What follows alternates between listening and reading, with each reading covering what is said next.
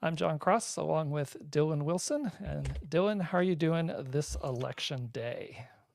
Oh boy, it is election day, isn't it? I dropped my ballot off It last week. is. It's been counted, which one of the many things I really appreciate about the way California does its elections. The I dropped my ballot, I want to say Thursday maybe, and by Saturday I had an email saying it had been received and counted. So love that. I love the ubiquitous mailing that it does. I don't love the jungle primary without ranked choice voting. I opened my ballot and like when I saw the whatever 40 some odd people for governor, 50 I candidates. 50, yeah, I literally said to Gabby as we were doing our ballots together, I was like, this feels very unserious. Like just having all these names, like it feels not real. And this is not a politics podcast, but I don't have an issue with the jungle primary in concept, but it needs ranked choice voting. This idea that you can only vote for one of 50 is absurd. But yeah, so I'm pretty ready to be done with the primary ads, but I guess we're gonna have general ads through November. But whatever, I'll take the 1 week respite. Yeah. Yeah, it will be nice when we get a little bit of a break and see how this plays out. And I agree with you. Love the mail-in voting. Makes it so much easier and convenient to do your I have voting. actually I've been registered in California since I turned 18. I have never actually gone to a polling station. I've only ever voted by mail because I Oh, registered. wow. Yeah. So hey, good for you, California. You've been doing it right for a while. I do not miss the days of having to stand in line and do, My cast a ballot. two supervisors on my team today sent out all team emails saying like, oh, if our work allows 2 hours or whatever paid to go vote. I was like, y'all are still voting at polling places? What?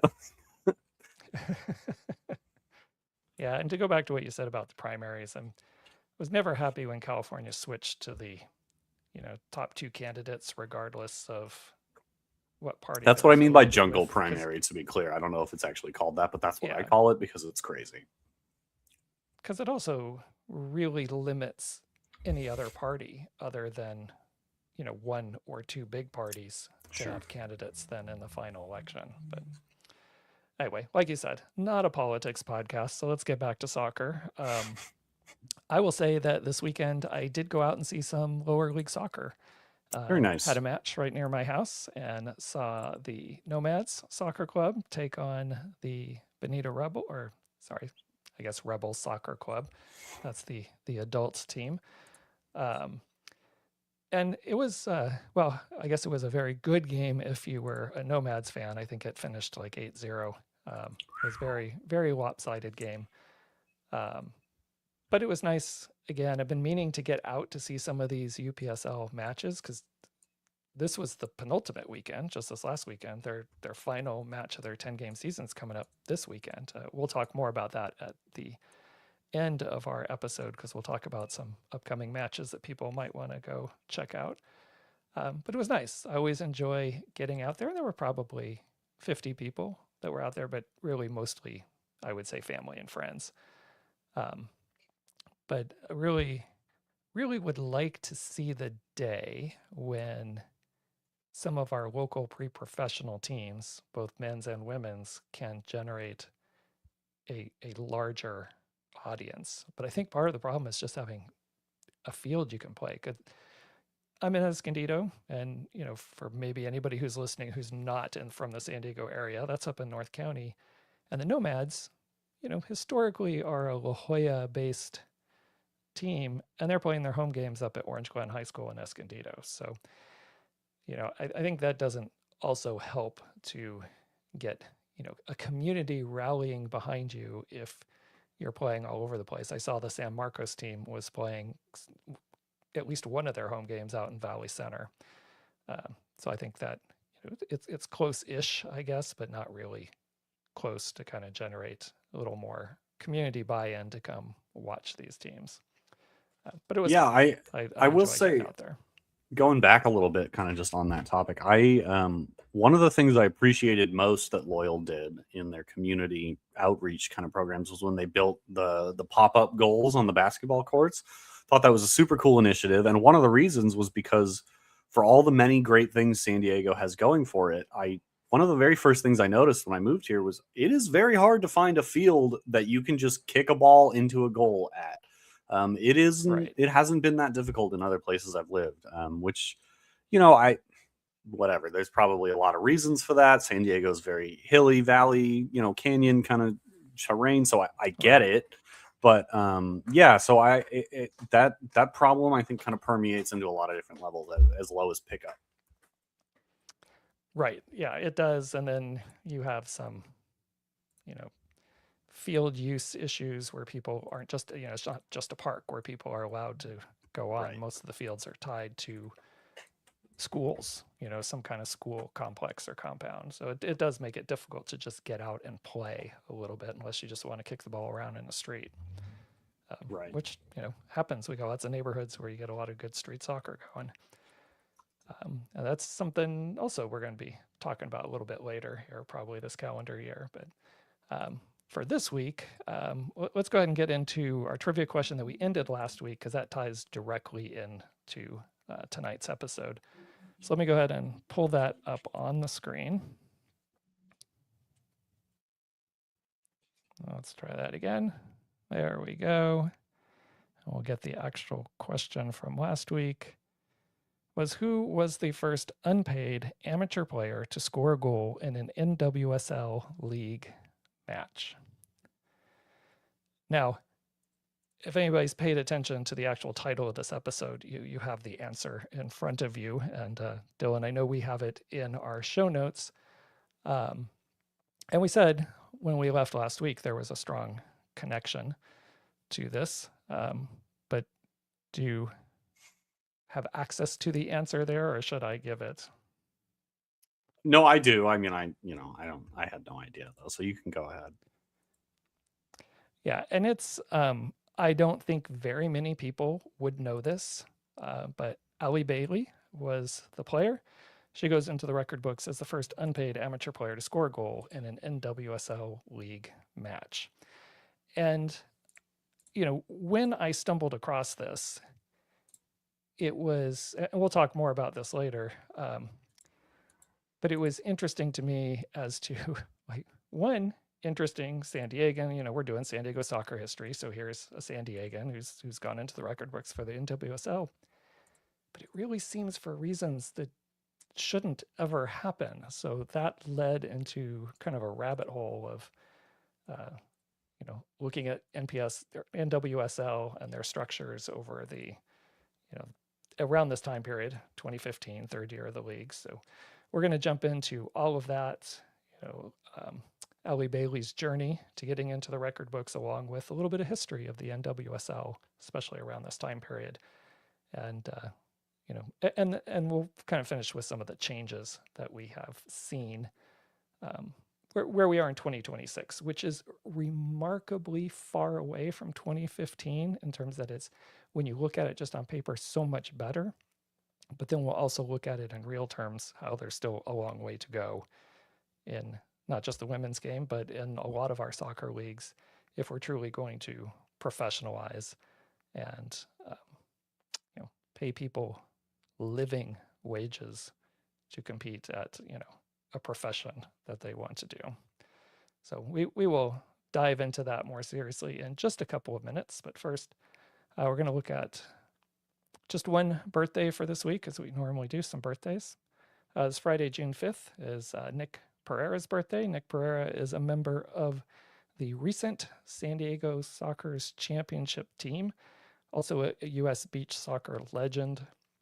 I don't know if he's going to be around next year playing for the Sockers or not, but I believe the championship he won with the Sockers this last time around was his first arena soccer championship in all his years of playing in the league.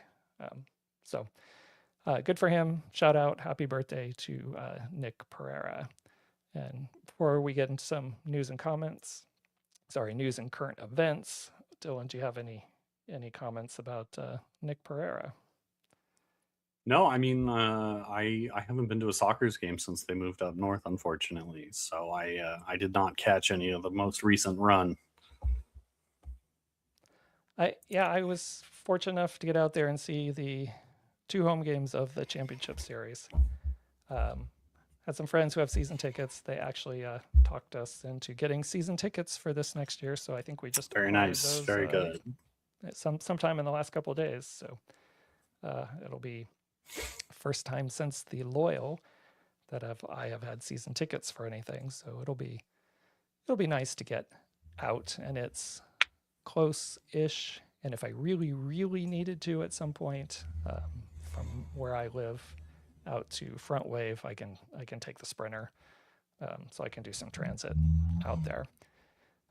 So that's good for me. That'll be nice and simple, and maybe kind of get me back in the swing of things to be a little more interested in some. I shouldn't say in soccer. I'm always interested in soccer, but maybe attending some more live in-person soccer events. Yeah, I think I said it on this podcast, but it's hard to overstate how just having the ticket already can motivate you to go to things that you might not otherwise be at. Oh, yeah, definitely. And I did. I have found sometimes recently I've really missed. I went through a phase where I wasn't, when the Loyal first left, missed it terribly. Then went through a phase where I kind of got past that. Wasn't really missing not going to soccer. It was kind of a relief not having soccer all the time. Now I think I've circled back around to, I'm starting to miss it again and would like to do something a little more regularly. Excuse me. All right, we'll see if my voice holds up. I'm actually feeling very good. I don't know why my voice is being a little scratchy here tonight. All right, for news and current events, I only have a couple of things. One, big shout out to Trinity Byers from the San Diego Wave. She got called up to the U.S. Women's National Team under 23 squad. So she's going to be heading out to Brazil, I believe, for some matches. And I really was hoping, crossing my fingers, that we'd have a good report for Taylor Porter. And she's a local product from Patrick Henry High School, if I remember correctly, and she was playing in the USL Super League final with the where was she with the Carolina Ascent against Lexington there in the final, and which I happened to watch, and she got in on the second half, and I was really hoping that Carolina could win, because then we'd have a real good story, a local product, and wins a championship. But it wasn't to be. Lexington came back and won the match in extra time. But it was, I was going to say it was a good final. It was entertaining. The crowd was pretty good, but it wasn't the best played final match. I've seen some USL Super League matches this year off and on. Just, I'm at home flipping around and find some matches to watch or put in the background. And I've been very impressed overall with the play I've seen. I wasn't quite as impressed in the final. Wasn't nearly as good as some of the other matches I've seen. I don't know how much Super League you have caught this year, if anything. Have you? No, not a whole lot. It runs on a different. They do the fall to spring calendar, right? So I kind of forget that every year, and then it rolls around, and then I'm like, oh shoot. But I did. I know the USL show guys. I still keep up on.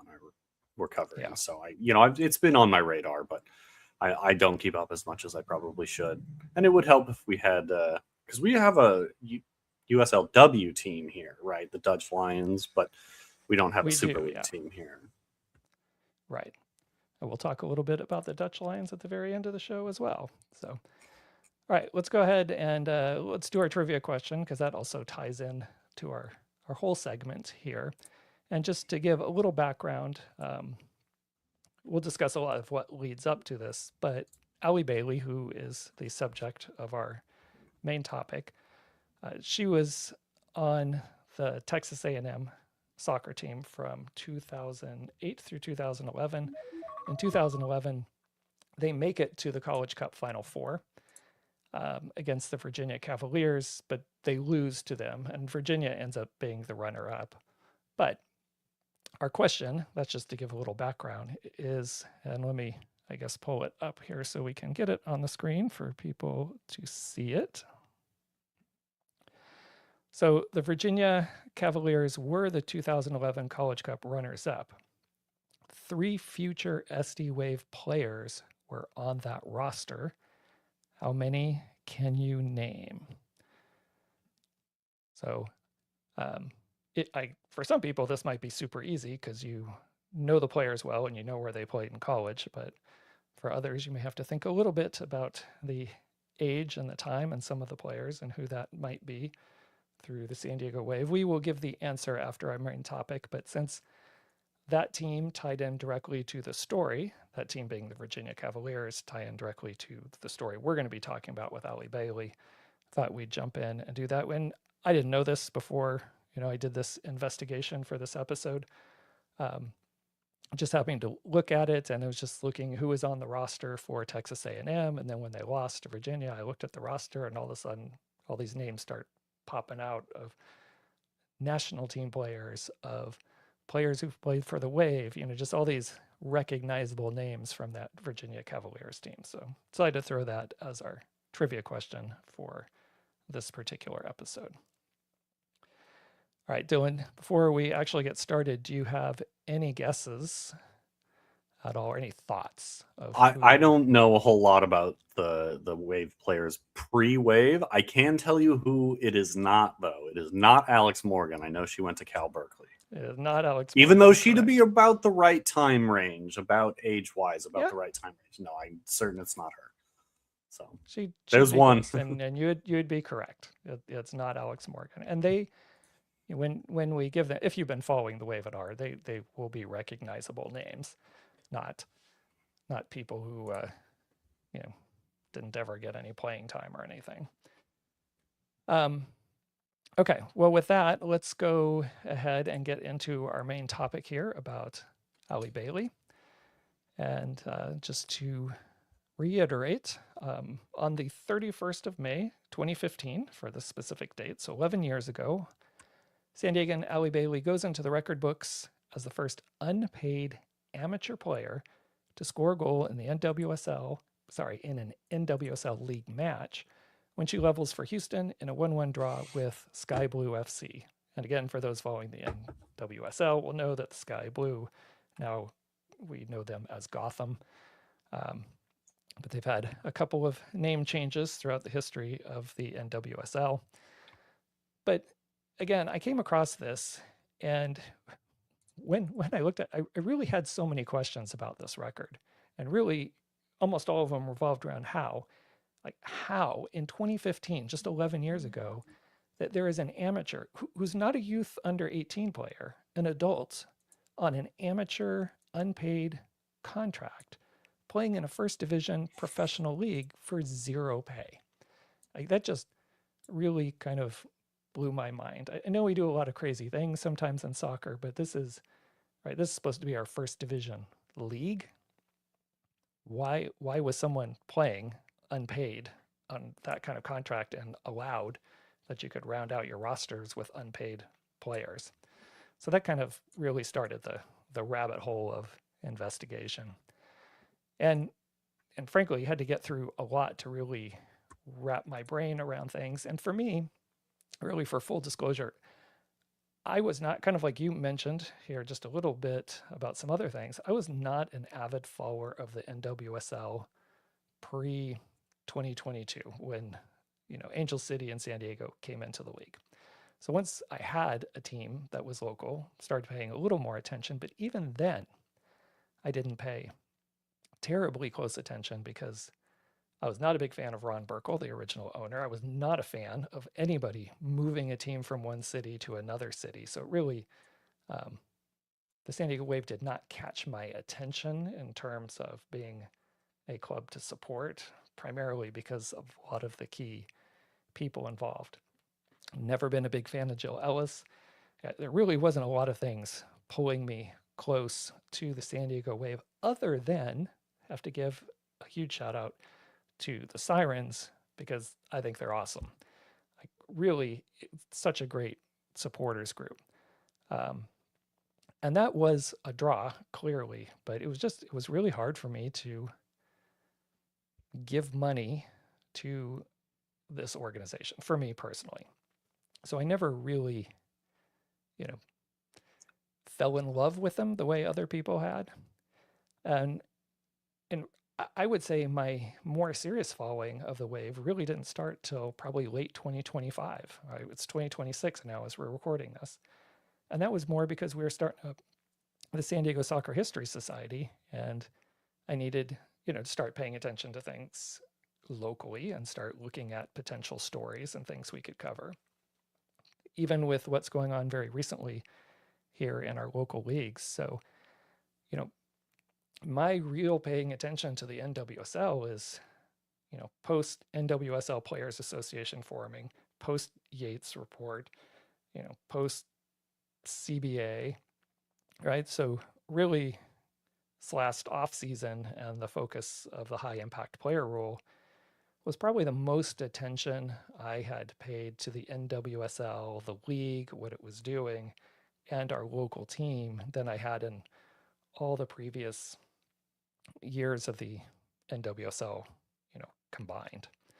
But I don't live in a cave. I follow soccer.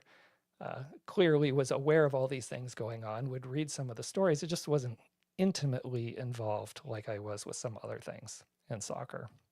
So before we kind of really dig into the story with Allie Bailey and her journey to getting into the NWSL record books, Dylan, I'm going to give you a chance to jump in with any thoughts or comments, if you feel the same way or differently, especially in terms of the NWSL, before we really dive into this story. Yeah, I mean, I kind of had an opposite experience to you with Wave. I was pretty on board early on, especially when they announced the early roster. There were a lot of players I like. Alex Morgan has always been one of my favorite players, man or woman. And I really loved when they announced the crest. I thought it was one of the best in U.S. soccer. I still do. So I was pretty on board from the get. I've kind of tapered off a little bit. Um, but I will say, just kind of more generally about the NWSL, I think I've even said it on this podcast before, or maybe its predecessor, but the NWSL never struck me as a terribly well run organization. And that's not to say that, like, oh, MLS or USL are run super great either, but just, I don't know. Every time I hear something about the front office workings, it doesn't strike me very well.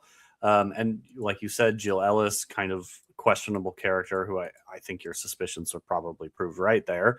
And so there have been some things that I haven't loved, like how everything went down with Casey Stoney. I really didn't sit well with me. Right. So again, I've kind of tapered off, but yeah, I also was very surprised to hear that as recently as 11 years ago, there were unpaid players in an ostensibly professional league. For all of my thoughts on the running of the league, I genuinely had no idea about that.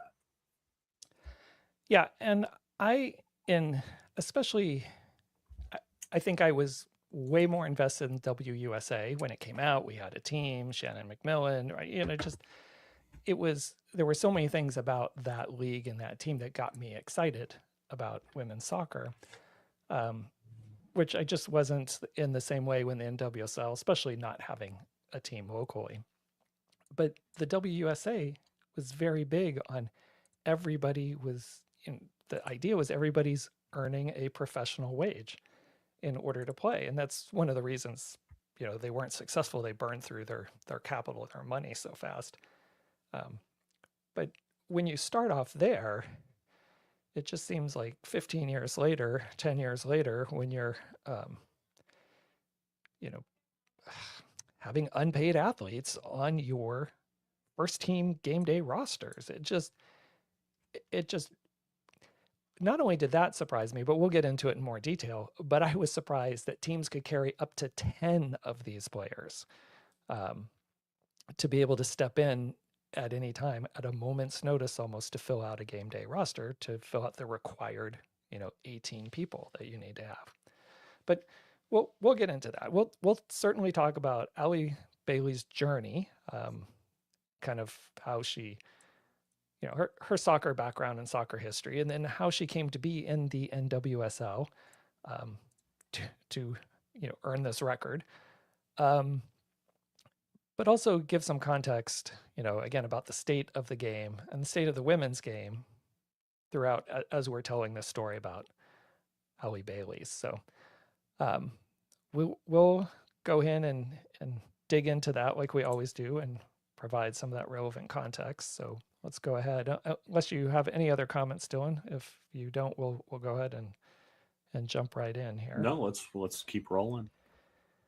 All right. So Allie Bailey was born in 1993 here in San Diego, and which, for a player in San Diego, probably one of the best times to be born. It means she was coming of age, probably old enough to remember some things about the 99 World Cup, would have been a little older as she was starting to play soccer. And, she started with the surf club by age 7. And, the WUSA would start and it was there for 3 years. So I'm sure a lot of that locally had some kind of impact on someone who is a player who is female and who is a good player and recognized as a good player from a very early age. That probably helped. And of course, we had those years between the WUSA and the WPS where there wasn't any soccer, but by the time she was going to college, which we'll talk about in a couple minutes, for Allie Bailey, there was, the WPS, and then that rolled right into the NWSL. And in fact, when she was leaving college, the NWSL was in her 3rd year. So the opportunities for for females, especially to play beyond college, maybe weren't there her entire life, but they were through fits and starts. And then finally, the NWSL actually existed at a time where she, along with lots of other people, could actually leave the college game and go into the professional ranks. So born in San Diego in 93, she did spend a couple years in Northern California, but she was back in San Diego by the time she was 7. Began playing for the San Diego Surf, stayed with the Surf organization all the way through her high school graduation. She was starting to get involved with ODP teams, the Olympic Development Program teams, during her middle school years. She represented Cal South teams and the Region 4 teams on various levels at different times through her youth. For her time being with the Surf, especially as she got older, she was a 7-year team captain for her age group team going through. She helped the Surf win a national championship in 2009, which is around the time that the WPS starts up. So we have a new professional league. She was team captain of the 2011 ECNL national championship team. She played her high school ball at Torrey Pines High School, where she also, when she was a freshman, made the under-14 U.S. Women's National Team camp. She was voted the Torrey Pines High School Rookie of the Year in her freshman year, 2008. She was the Offensive Player of the Year for Torrey Pines in 2009 and her senior year in 2011. In 2011, Torrey Pines took the Division I title. They defeated Poway High School. And just as a side note, that Poway High School team was coached by JUN Lawler, who the two of us covered on a previous podcast that we had done looking at San Diego soccer history. For those of you who don't know, JUN Lawler was around the same time as Shannon McMillan, and had a tremendous career, both as a player and a national team player as well. But locally, I think was always a little overshadowed in at least the media by Shannon McMillan. But Jen Lawler was the coach of that Poway team at the time. And Jen Lawler now, I believe, is working as an assistant coach with the Portland Thorns for this NWSL season. And then finally, in high school, Bailey was a CIF first team All San Diego member for Division I. Sometime during her youth tournament, I couldn't quite pin down the year, but read an article how she had attended a tournament out in College Station in Texas, where Texas A&M is.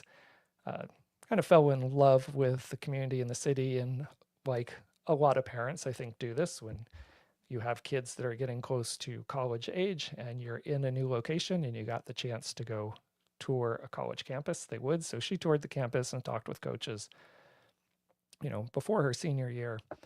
Then eventually, as she was really trying to narrow down her choices as she was being recruited by quite a few schools, she went out there with her mom and decided that that was the place for her. So she committed to Texas A&M for her college.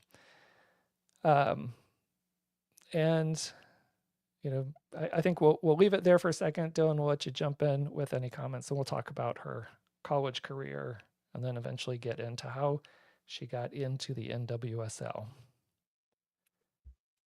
Yeah, I mean, I don't, not a whole lot to add really. I don't know. I guess I'm biased. I always find it surprising when people grew up on the coast. Like, oh man, I feel right at home in Texas, but I've also only been to Texas very briefly, so I don't know.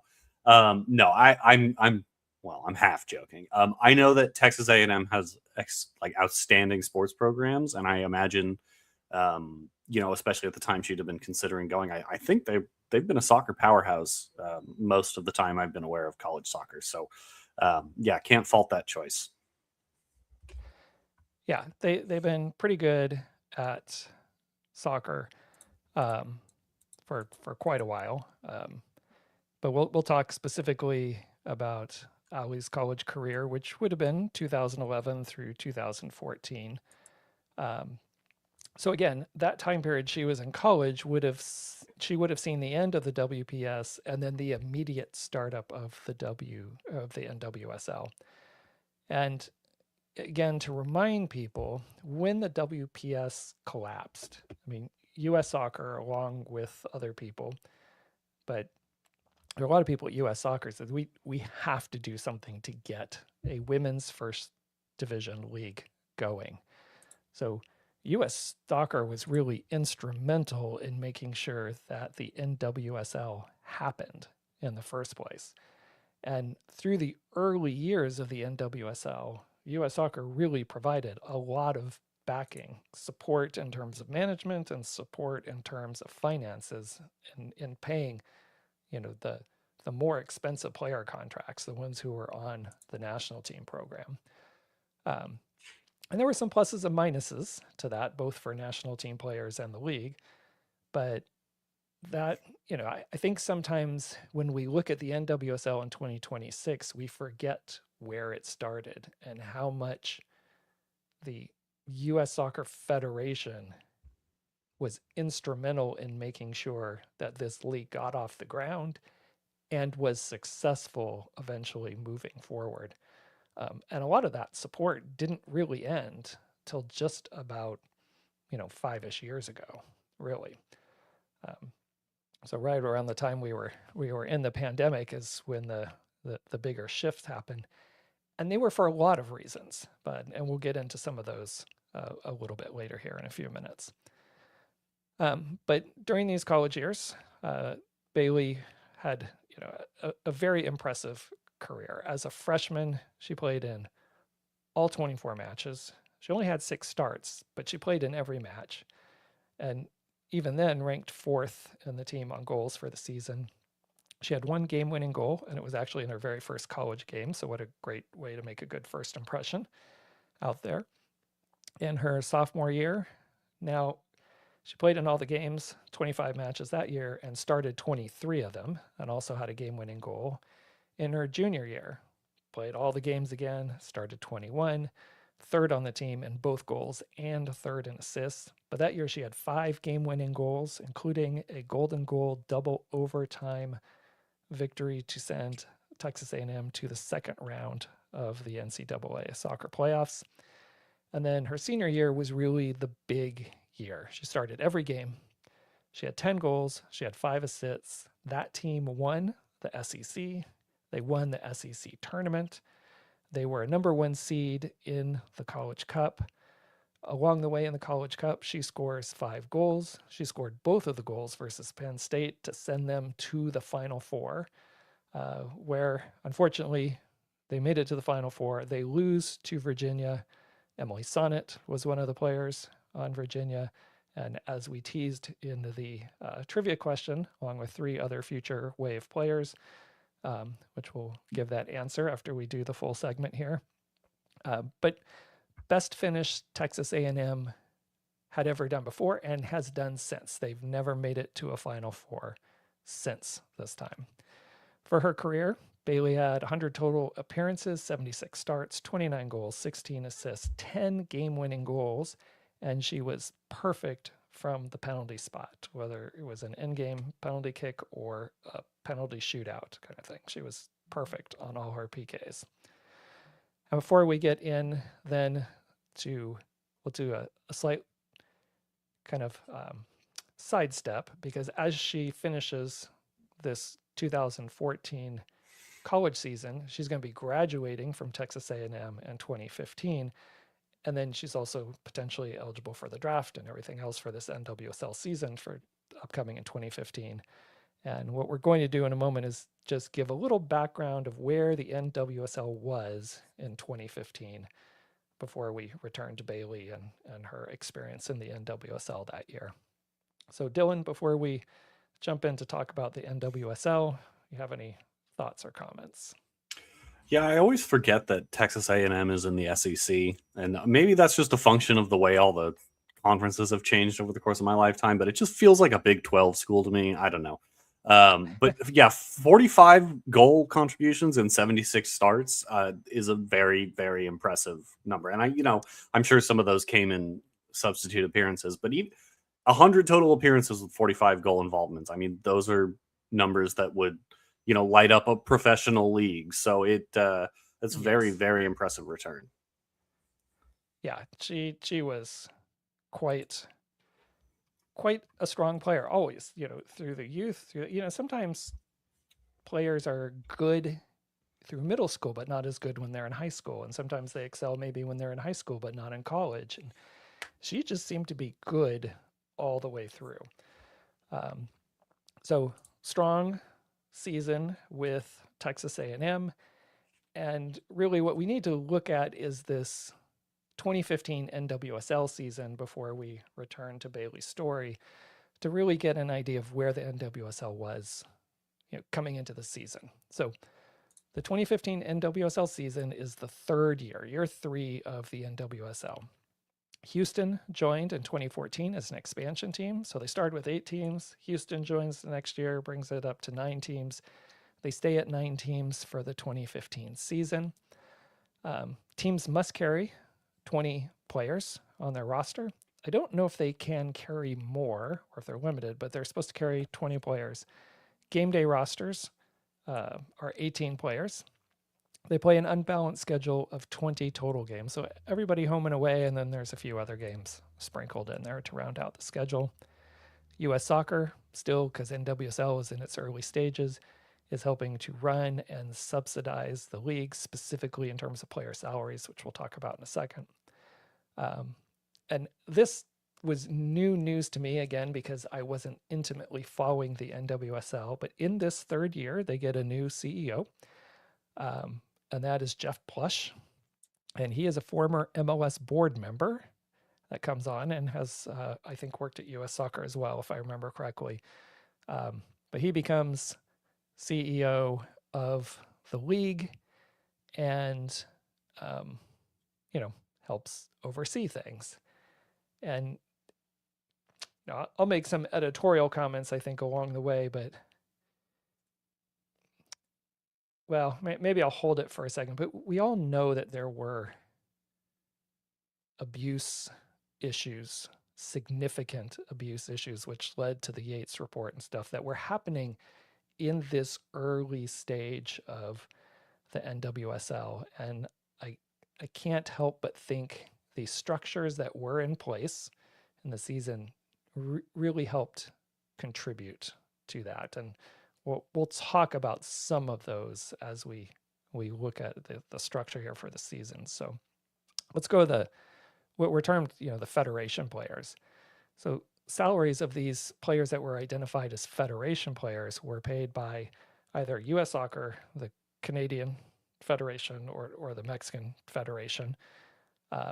And all told, it was, about 40 players. U.S. Soccer covered 25 players' salaries that year, Canada 13 of their players, and Mexico 4 of their players. So spread out among the team, I mean, roughly that averages about 5 players, but really because of trades and everything else that have happened over the years and trading for draft picks and so forth, teams had anywhere between 2 and 7 federation players on their team as they're coming into the 2015 season. And just as a side note, this would be Mexico's last year of paying for Mexican players to play in the NWSL. And really, I think it's not really a conversation for this podcast, but I think some of the things that happened that season with none of the 4 Mexican players that were being covered by the Federation really got any minutes in terms of game time. And I think that, combined with a couple other factors, really helps foreshadow the opening of the women's league in Mexico just a couple years after this. I think this is kind of one of the key factors this 2015 season that helps make that a reality in 2017 is when the league officially started. But again, that's a little bit of a different conversation. But if we look at, a bunch of teams are having significant player and player salaries covered by these federations. So they have to cover the salaries of everybody else. So the salary cap for everyone else, since those federation players didn't count towards the salary cap, the salary cap in 2015, I mean, I don't know if you're looking at the notes here, Dylan, at all. Do you have any guesses as to what the salary cap would be? I mean, I do see the notes here. I don't know. No, I wouldn't have had a guess, but it's tough because I wouldn't have thought of it in terms of like a total amount of money, right? I would have thought of it more as like a per player kind of thing. So no, but the number here seems shockingly low for a roster that is ostensibly at minimum 18 people. 20 is what you said. So yeah, seems very low. Yeah, so the 2015 salary cap, when we do a little epilogue at the end, we'll talk about the comparisons to where we are in 2026. But in 2015, salary cap was $265,000 for all the other players that weren't covered by a federation. And that made for an average player contract range of somewhere between, on the low end, $6,842 is one of the ones I got. So that must have been someone's exact contract for something. And then $37,800 on the high end. So that was your range for a 6-month season. So the $37,800 in 2015 for 6 months, because if you double that, that's not really bad, but it's only for 6 months. So you then have to find a job, somewhere else. But that other end, the 6,842 for 6 months, that's pretty bad. If you look at the average salary range, depending on the team and how many federation players they have, that works out to about $14,000 to $20,000 for a 6-month season, which not terrible, but not great at all. And depending where you live, even at that time, probably still below an actual living wage. That 20,000 number still below an actual living wage, probably in most places. Also, for this particular season, 2015, it is going to be the first time the NWSL is going to be missing these international players that they have playing in their league, billing themselves as the best league in the world. And they're going to be gone to the 2015 World Cup. So the league started in 2013. So that was right after the London Olympics. So they, missed the 2011 World Cup and missed the 2012 London Olympics. So this is the first time the league has ever had to face a huge chunk of their players leaving. They're expecting roughly 50 players from their league across these 9 teams to be missing for a significant time at the World Cup. So they have to handle this in some way, and they already have structures in place to handle this, which we're going to talk about in just a second. But before we talk about the national team replacement player, which is the official title, Dylan will give you a chance to jump in if you have any other comments about the salary ranges. Yeah, so I quickly ran that 6842 figure through an inflation calculator. That's in today's money about just under $9,600 for 6 months, which works out to about $1,600 a month. I think you could reasonably argue that's not a professional wage. You cannot live off of that, Right. even assuming you have a job in the off season. You're cutting into your savings just to live while you're playing for this ostensibly professional organization. So I think we're almost burying the lead, pointing out that there are these unpaid players. Like it actually get not worse, but like it goes deeper than that. And I understand, it's I very much loathe this line of thinking, but like sports is entertainment, like someone's got to pay for it. And like I get that, but at the same time, like if you're going to call yourself professional, you should try to treat it professionally. Right.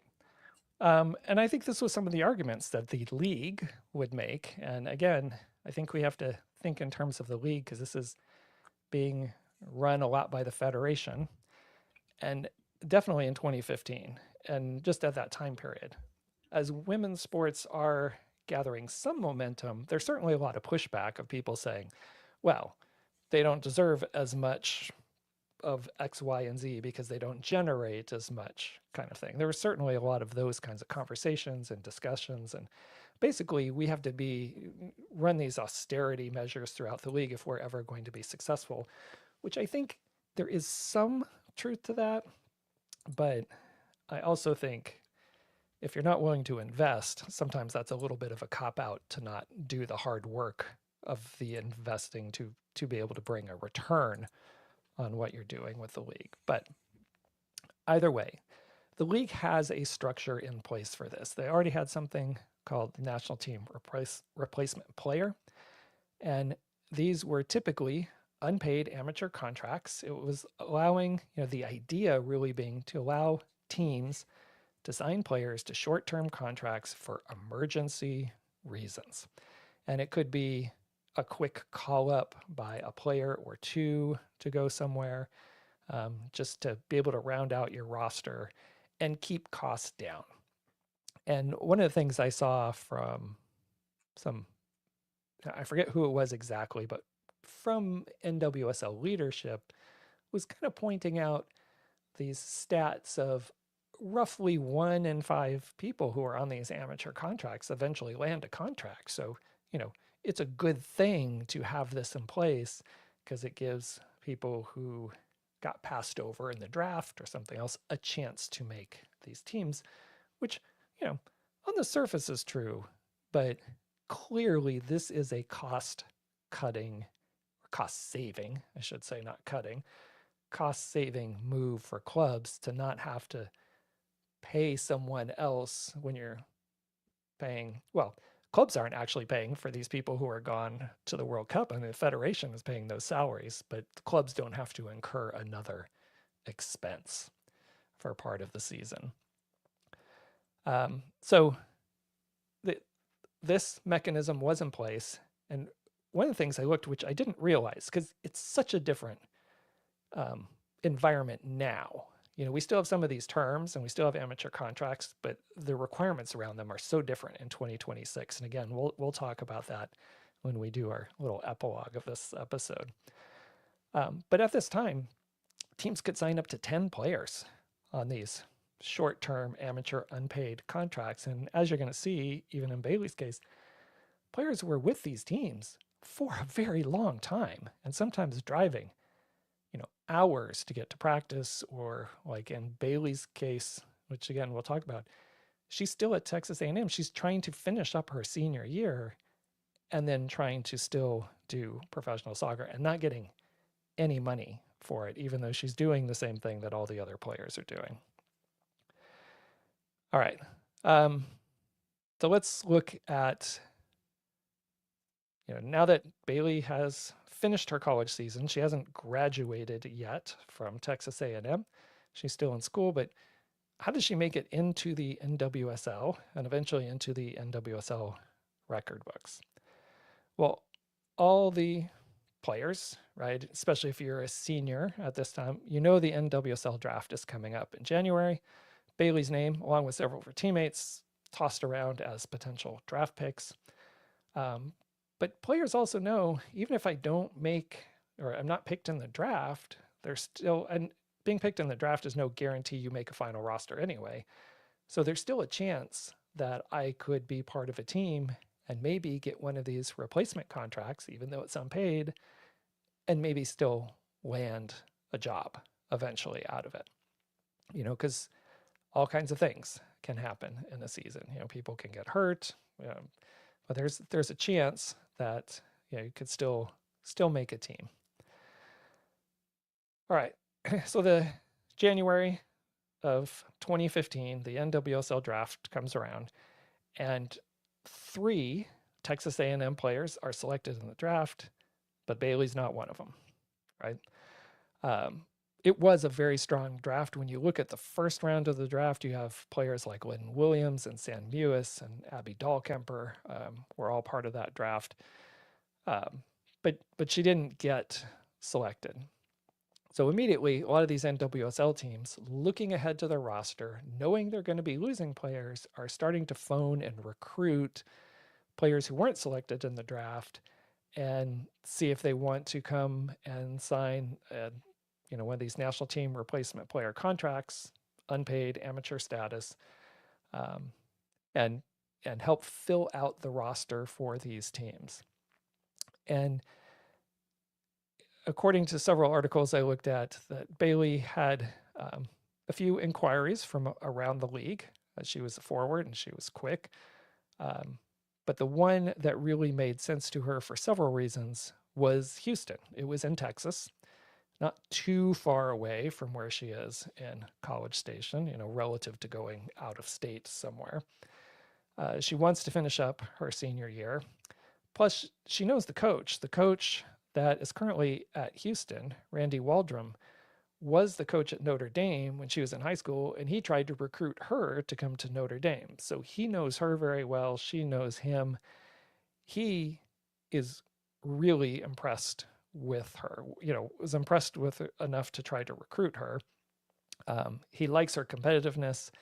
The big moments, he says, don't seem to faze her. She just seems to be able to still perform even when the pressure's on.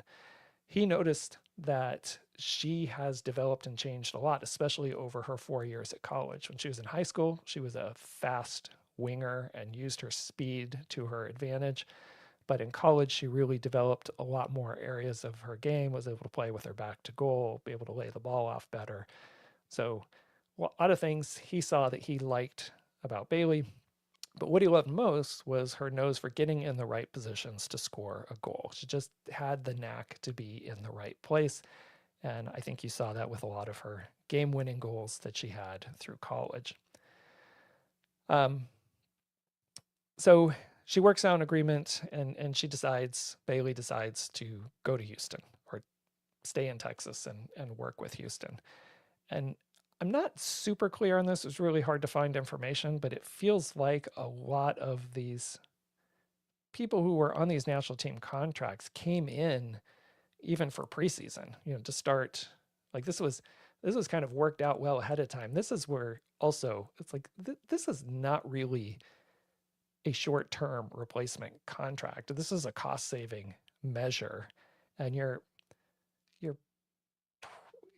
preying on people who are, I don't want to say in Bailey's case, she was desperate to make it into the NWSL, but you're preying on people who want to see if they can make it to the next level, and they're willing to give up some things, even a salary, to try to do that. And there were lots of people in this position in the NWSL in 2015 because of the Women's World Cup. All right, so before we get into what she actually does with Houston, Dylan, do you have any thoughts or comments here? Yeah, I mean, it feels like the sporting version of paid in exposure, which I think, I guess, would have been becoming a term around that time anyway. So fitting, but yeah, this really actually kind of illustrates why the whole like, oh well, it's a business and like somebody's got to pay for it argument like really bothers me, because the implication of that argument is that if they didn't do these things, they wouldn't be able to like make, the money work, right? And that's not true. What is actually the reasoning that they do these cost saving measures, as you said, which is a good way to put it, is because they won't make as much of a profit if they don't do these things. And I think that distinction gets lost a lot. And, I'm sure for some people, that's a very good thing that that distinction gets lost. But that's why that argument has always sat poorly with me.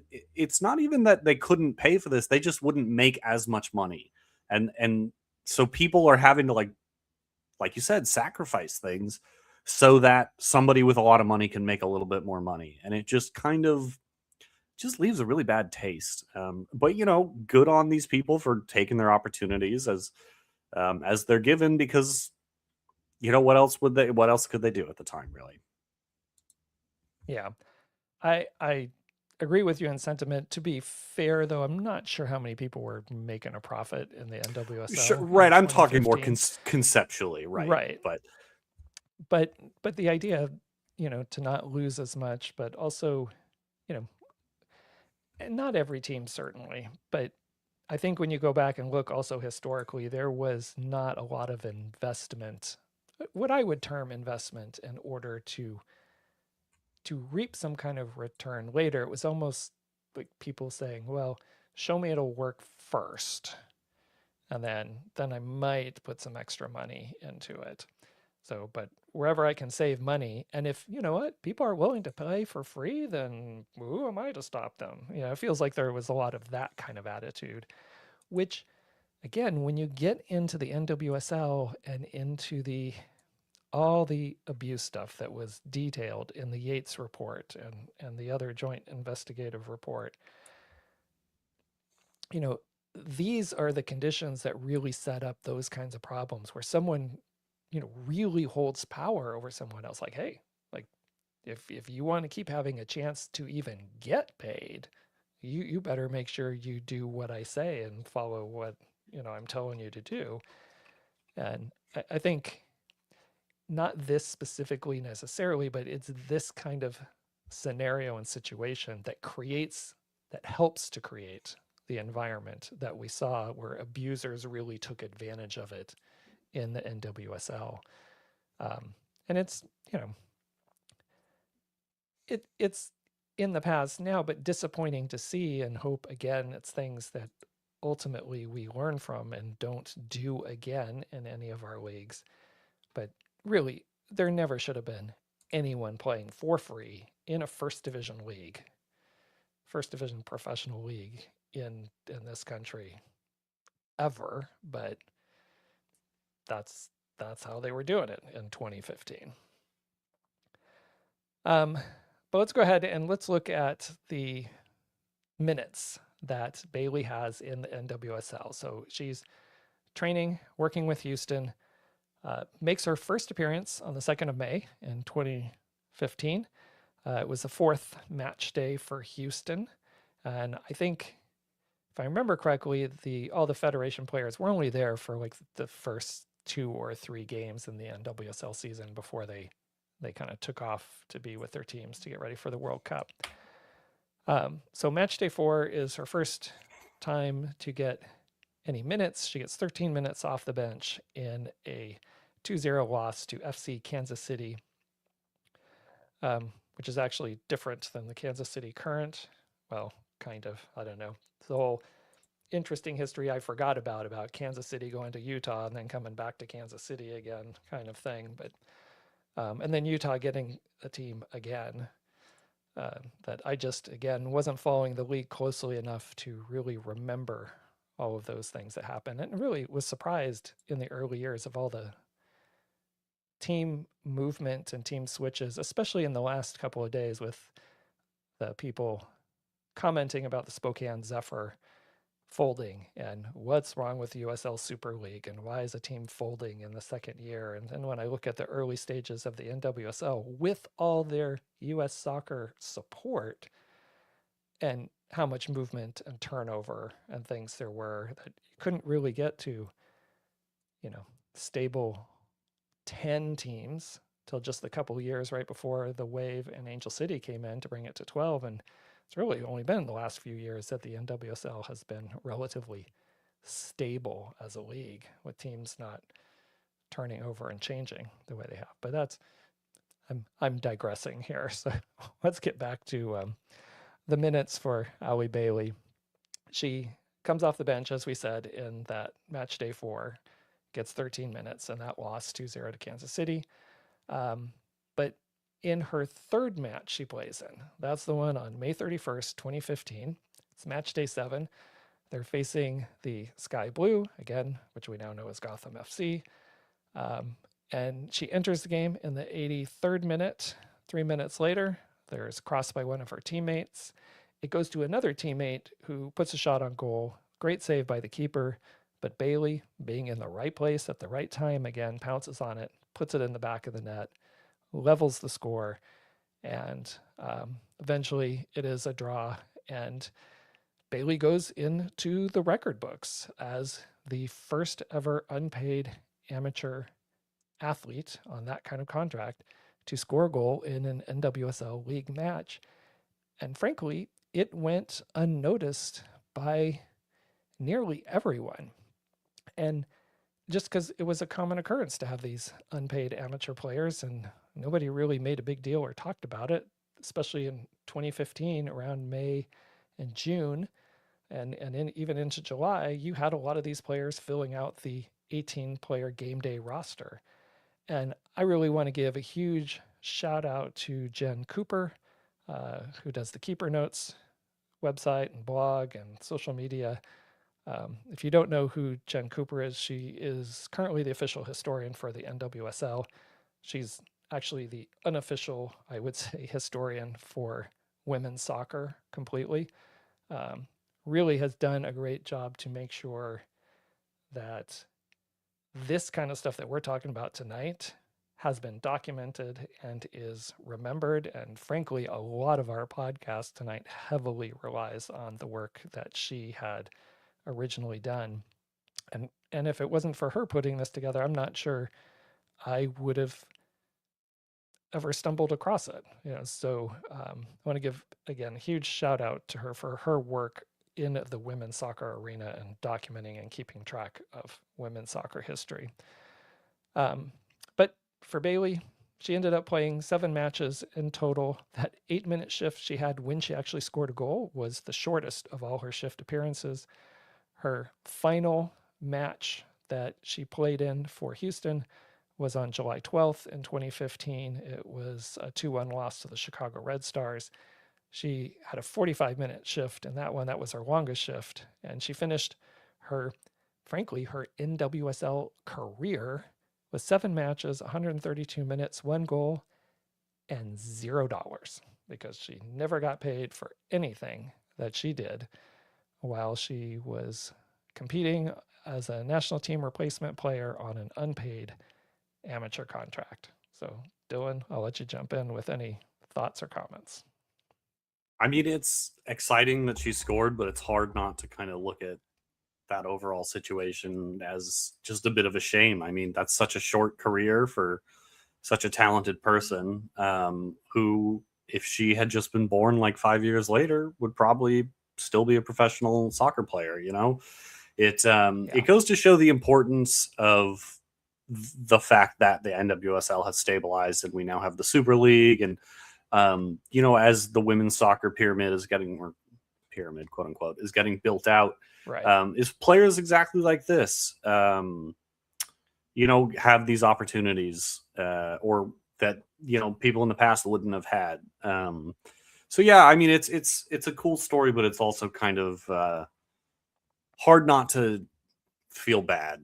It just, like you said, more goals than dollars, which is just kind of an insane thing to say. And also, apropos of nothing, wage theft is the leading form of theft in the United States every year. So, whatever. Yeah. But yeah, we're going to do a little epilogue here in a second, but yeah, I agree with you. The wage theft, and we are getting, as we said, loosely a pyramid getting filled out a little better.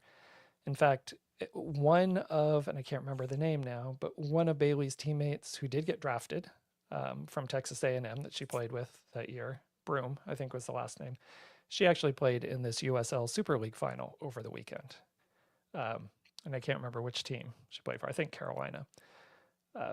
But it is nice that there are some places for these players to go, but also women's soccer and women's soccer players, especially the ones who go through college, it's been a little bit mixed bag in terms of growing soccer because so many of our women's soccer players that leave high school and go on a college scholarship are good scholars. So a lot of the times they go and they get their degree and now there's a choice. And I don't know, I really wasn't able to find out what happened to Allie Bailey post career and post NWSL career or what she's doing now. But so many players that I've seen later that have been in similar ish situations were like, I was going to pursue my career, right? I love the soccer. I would love to keep playing, but you know what? I don't have to do that. I'm in med school or I'm becoming an attorney or I'm doing all these different things. We have, it's been like a double-edged sword. It's been great that so many females have been able to go to college on a scholarship, get a free education.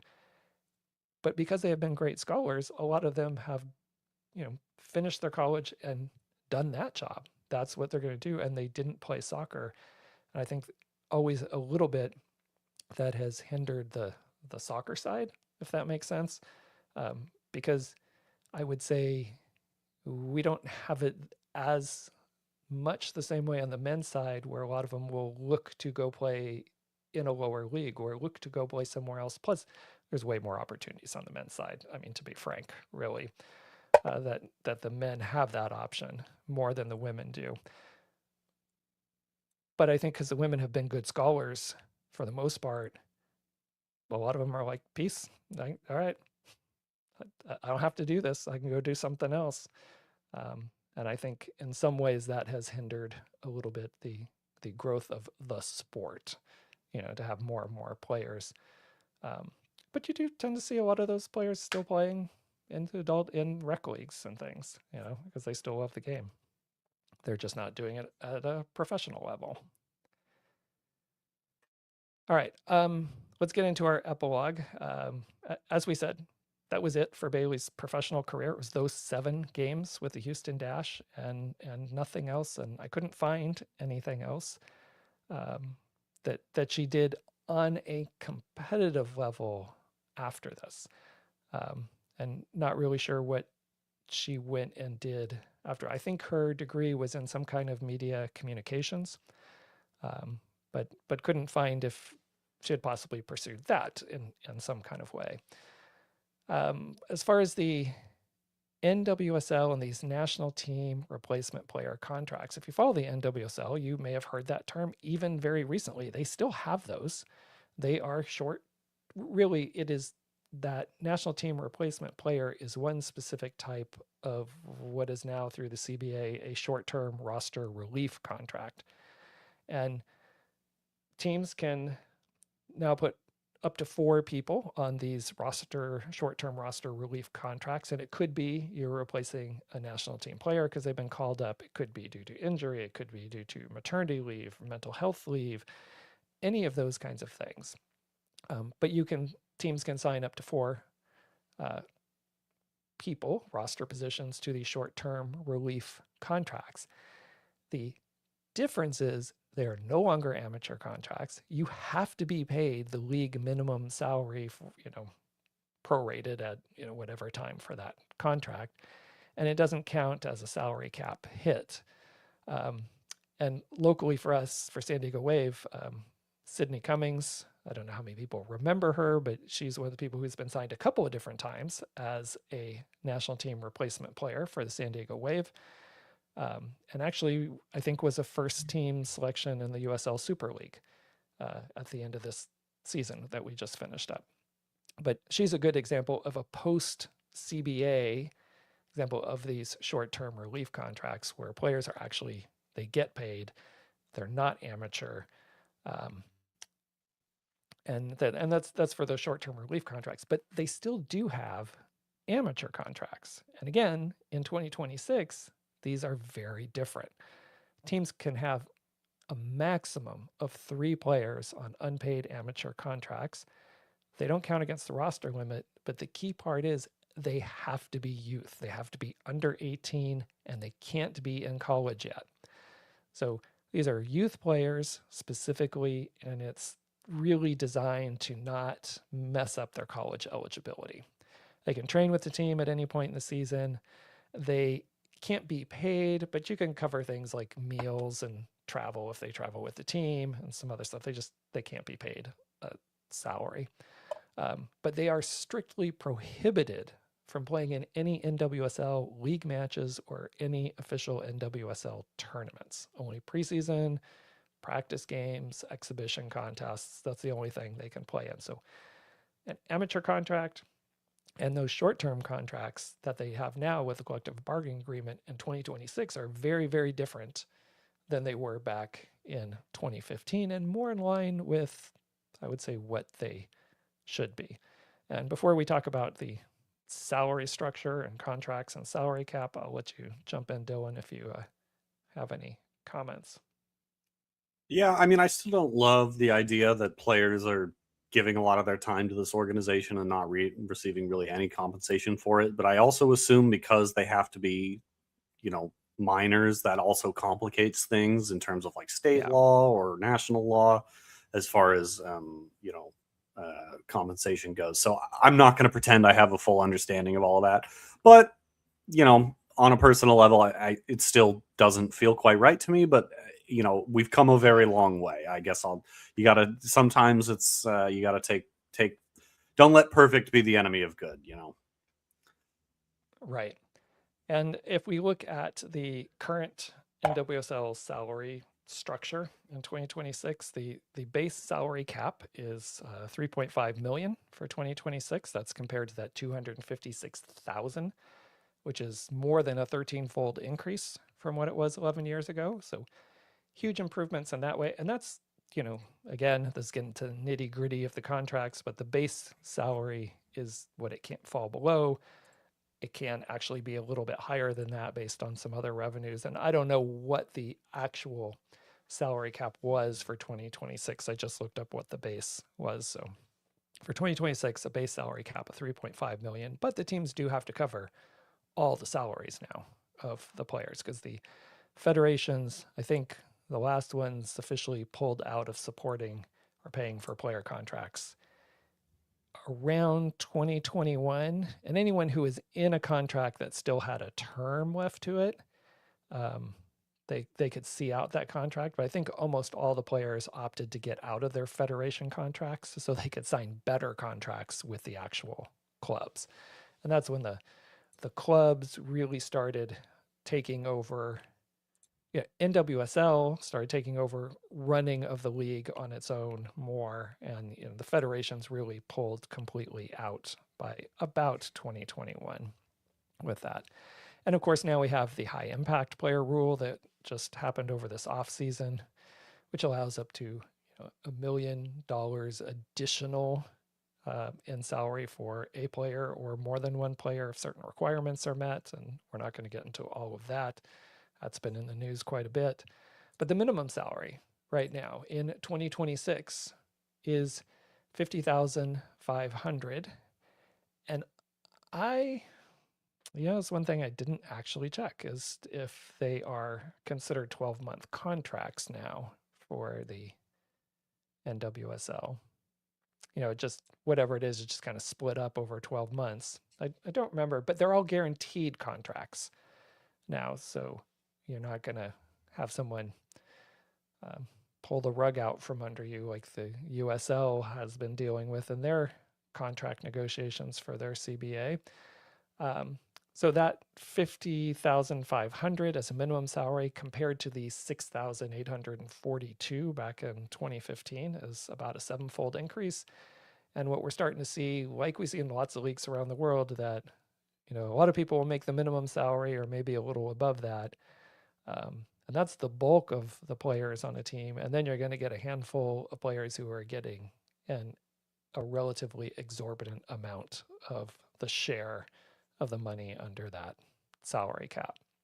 So I just, for reference, also looked at that 50,500 as the minimum salary, which sounds significantly better than where we were in 2015. But if you look at it in terms of California as the state in general, living wage in California in 2026 is considered 63,000, so that 50,500 still falls a bit short. And San Diego specifically, so if we're thinking about the wave, living wage is closer to 70,000. It's 68,300 for living in San Diego. So we've come a long way in the NWSL. Contracts are significantly better, and a lot of that, even though we didn't cover it in this episode, really comes down to the NWSL Players Association and the organization that was done in the late teens, and then really fighting for the CBAs and really pushing back against all the abuse and stuff that was happening. I mean, I think a lot of people forget the demonstrations that the players did, and the canceling of games that we had because of some of these harassment issues.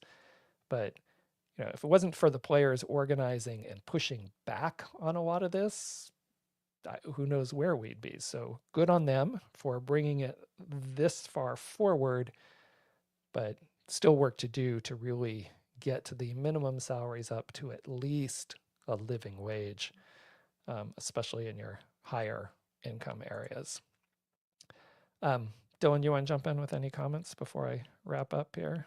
I mean, we've said it before and we'll say it again, but there's power in solidarity, and there's a lot more people who work for a living than there are accrue their living off of capital. So there's always people in the same boat with you, even if it doesn't feel like it. So yeah, more power to them. I'm very happy they were able to win some of those hard fought concessions. Feels like a weird word to call it, but rights, let's say, the living ability to live a dignified life while doing this thing that they're some of the best in the world at. Right. And we've mentioned this before in other podcasts, the U.S. women's national team pool of players, and then by extension, the other players playing in professional leagues, have really been a strong group of players. There's been strong leadership. There's been strong organization to really bring about a lot of very good, significant change in player welfare.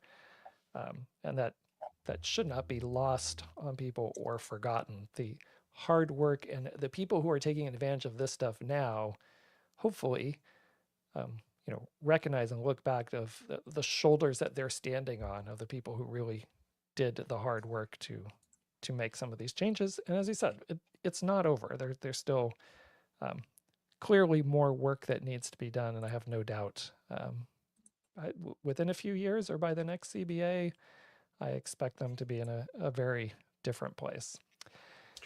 In terms of the CEO that was there, Jeff Plush, the one who came from Major League Soccer, the Yates report, when it came out, was very critical of Plush and his handling of the abuse complaints at that particular time. And, as we know, the shuffling of some of these coaches around to other teams when there were problems at a particular club. He was actually the head of USA Curling when the Yates report was published, but because of what was in there was basically a lot of outside pressure that forced him to step down from USA Curling because he didn't. How do these jerks get involved with all the little sports that you like? Because curling, every 4 years, I'm like, oh my god, that's right, I love curling when it's in the Olympics. I'm like, yeah. Anyway, sorry. I did not go back and double check the Yates report to see exactly what was going on with Plush. My gut feeling is, complaints were brought his way and he didn't deal with them as especially looking back, as effectively as he should, as the top of the leadership of the organization, especially in terms of player safety and player welfare. But I didn't go back and double check the Yates report to see exactly what the comments were. A little bit of trivia for Allie Bailey, our local record holder here. She is actually, well, I don't know, how well do you know college basketball, especially around 1990? No, not particularly. Probably not too well, but Yeah. she is the great niece of basketball coaching legend, especially if you're more my age, of Jerry Tark the Shark Tarkanian, who was the UNLV coach that led them to the 1990 NCAA National Championship and was very well known for always chewing on a towel. He always would have that towel up and just, a game and it got tense, he would chew on the towel. That was his signature thing. It Good feels like coach, but that was that's very interesting. that was his I can quirk that I knew about. I can see where the nickname came from. And he it's good basketball coach, some good UNLV teams at that particular time. Sounds like the towel chewing was not hereditary though, fortunately. So no, probably not. All right, that wraps up our episode here on Allie Bailey and her journey into the NWSL record books. So as we're wrapping this up, Dylan, any other last comments before we start getting into closing up the episode? I don't, not really anything hasn't been said already. But like you mentioned, this feels like the kind of thing that maybe isn't totally lost to history, but swept under the rug a little bit. But it's cool that you were able to dig this up. And another shout out to was it Jen Cooper, I want to say was the name. Just really cool that somebody was documenting it, because you never know, someday that information might be gone. So it's good somebody was keeping it. And it's, something like what we're trying to do with San Diego Soccer History Society. She just started doing it, and then that kind of rolled into some jobs where now she's the NWSL historian. And like I said, I think women's soccer in general, she is the go-to person in terms of history and trivia, and maintains an almanac on the website of stats and records and things in women's soccer specifically. So yeah, big shout out to her. So as always, when we do these, they're fun to do these investigations and bring them to hopefully a new audience to learn about some of our local legends, our soccer legends here. But if you have a story that you would like us to investigate and research and bring to the podcast, please let us know. Send us a note, contact us on social media. We'll have all that contact information at the end of the podcast, but reach out to us and let us know if there's something you want to do, and we'll see if we can work that into our podcast. But now that we finished the segment, and now that it's in my mind because I've forgotten and you had to remind me the last couple of times, I want to get to the answer to the trivia question that we had. So we said that Bailey's 2011 Texas A&M soccer team made it to the College Cup, the Final Four, but they lost to the Virginia Cavaliers, who in turn lost in the final. But on that Virginia Cavaliers team, there were 3 future SD Wave players. So the question was, how many can you name? So Dylan, I'm going to give you a chance if you want. Do you have any chance as I get the answer queued up here? No? I had no idea. No, not a clue. Okay. So I'll get the answer up here on the bottom for anybody who's watching the video. They are Mackenzie Doniak, Danielle Colaprico, and the SD Wave all-time appearance leader, Kristen McNabb. All were part of that Virginia Cavaliers team that were the runner-up in the 2011 College Cup. So quite a few. When I was looking at the roster, like I said, I started seeing these names that I recognized, like, oh, yep. all part of that team. All right. That's your answer for our kind of mid-show trivia question. So that gets us here to our slowly kind of wrapping up the episode. So the first thing we're going to do, like we did last week, was talk about some local matches you could go see. I went out and saw the Nomads play the Rebels here this last weekend. Going to highlight 7 particular matches across our various leagues and genders. But just so you know, 7 are a lot for this weekend, but they're not all the games. There's more than that out there. So if you really want to know what's going on in lower league pre-professional soccer in San Diego, go to, on the men's side, the USL2 website or the UPSL website, or on the women's side, go to the WPSL or the USLW websites to check out all the league matches. So here are the 7 games we're going to highlight for this particular weekend. We'll start with the women. For the USLW, we only have 1 local team in the USLW. Those are the SoCal Dutch Lions. They're currently sitting in 5th place. They have 2 home games this week. Now, we're recording this on a Tuesday, so depending when you listen to this, you might miss this first one.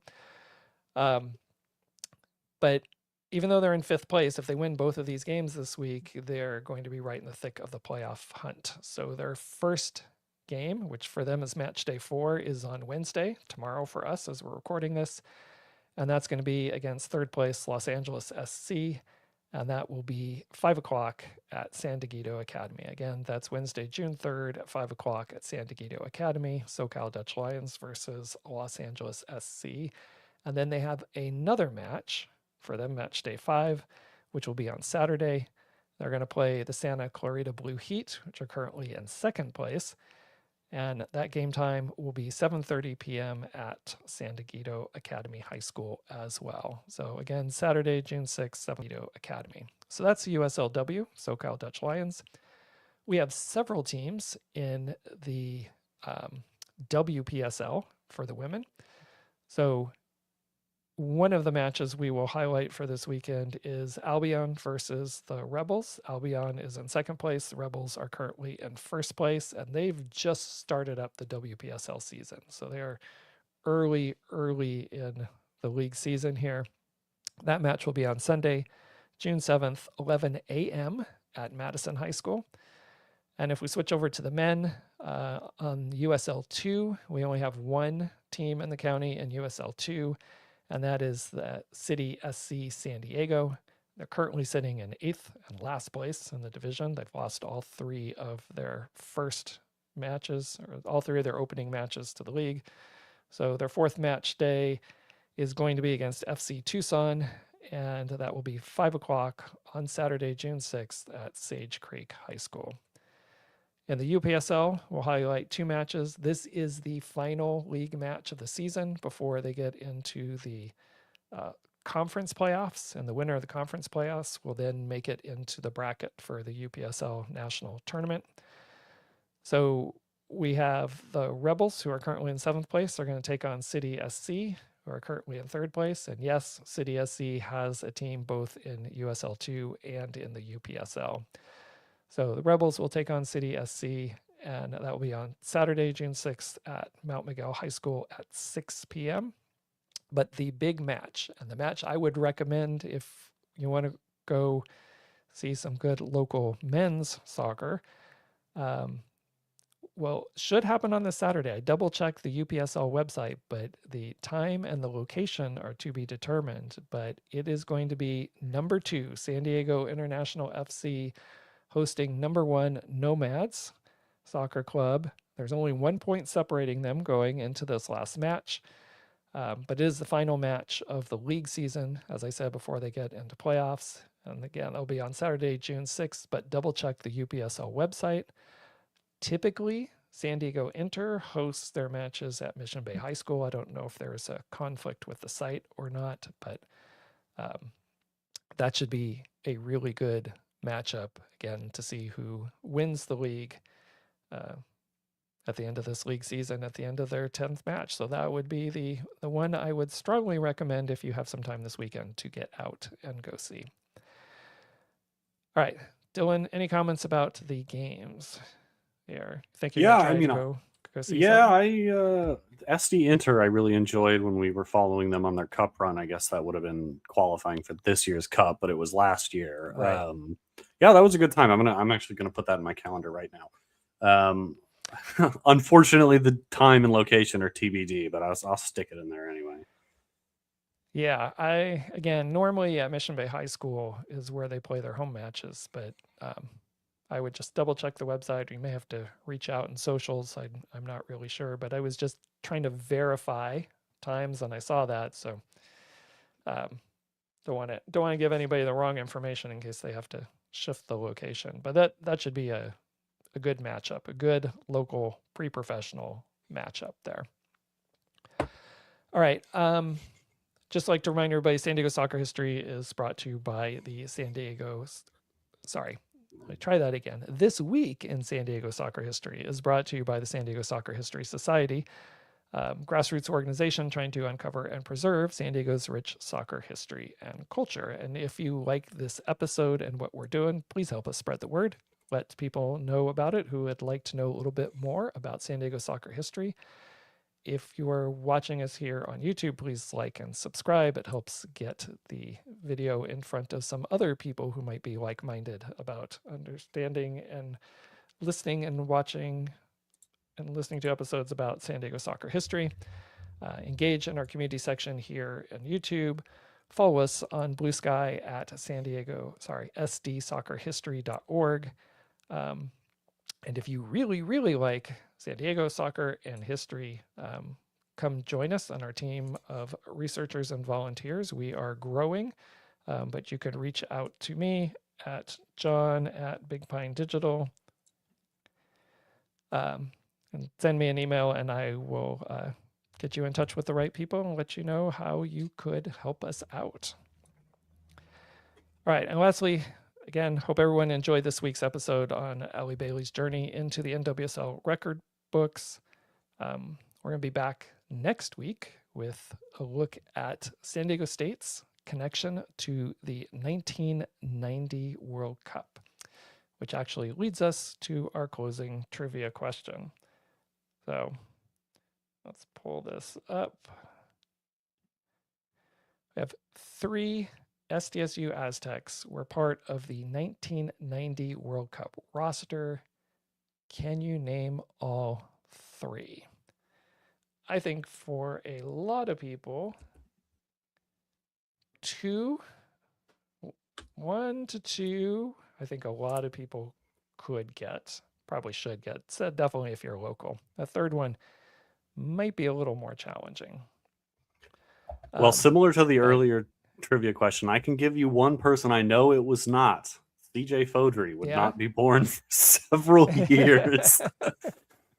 not CJ Fodry, but yeah, we're going to highlight these Aztecs that were part, World Cup is coming up here next week. So on next week's episode, we're going to highlight some things with the World Cup, look back to the first World Cup, that return kind of in the modern era to the World Cup in 1990, when actually SDSU had the highest representation on that World Cup roster from any college.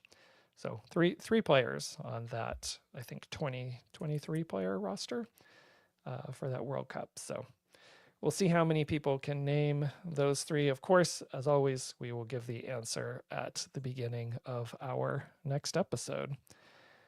All right, Dylan, any final thoughts before we head out of here tonight? Nothing that hasn't really been said already. Just, it's always nice to... It's nice highlighting the local stories, but I also always appreciate when they have, like a slant of labor rights or something like that, like this story did. I think it's important, but it also, people love to say keep politics out of my sports or whatever, but life is politics. I'm sorry, it is. So, right. Yeah, I always appreciate when we get these chances to not just, highlight local people, but the impact they've had on societal progress, if you will. Right. Yeah. I think it helps give a more robust picture to the story as well, rather than just, you could have just simply stated the fact that she was in the record books. So yeah, I think that context really helps with the stories and the stories we're trying to tell here. All right, I think that wraps it up for us. Don't forget to send in your answers to the trivia questions, and we will see you next time on This Week in